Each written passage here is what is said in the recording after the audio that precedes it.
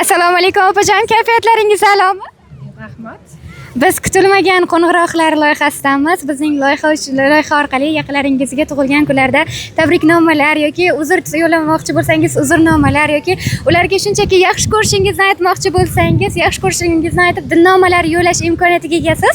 Hozirda ayni daqiqalarda qaysidir yaqiningizga nimadir deyishni xohlab turibsizmi? Ularga telefon qilib siz aytmoqchi bo'lgan gaplarimizni yetkazishimizni xohlarmidingiz? Bugun kakras bitta opajonim tug'ilgan kunlari. Kimingiz bo'ladilar?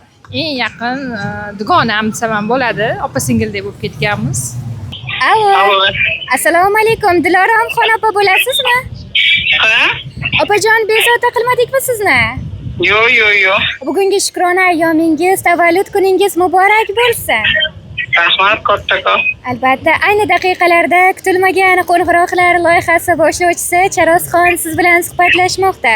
Opajon, bugun sizni bugungi chiroyli kunlaringizda yanada bir chiroy bag'ishlash uchun, xursandchilik berish uchun yaqin insonlaringizdan biri biz orqali sizni tabriklab maktub yo'llaganlar. Bu inson kim bo'lishlari mumkin deb o'ylaysiz? Bilmasam? Bir taxmin qilib ko'ring, ular bizga meni juda ham yaqin opajonim bo'ladilar, ularni juda ham yaxshi ko'raman deb ta'rifladilar.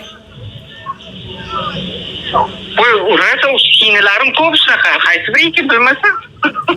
Ular orasidan birortasini taxmin qilib ko'ra olasizmi? Ularning orasidanmi? Ular juda ko'p-da, qadrligi juda ko'p. Endi hozir bitta u desam, tanlab qolgandek bo'lib qolaman-da. Albatta.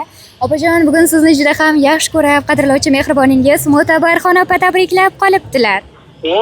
Ana bir taxmin bo'ldi o'zim Albatta. Agar ruxsat bersangiz, ular yo'llagan maktublarini o'qib eshittirsak. Mayli, xursand bo'lardim.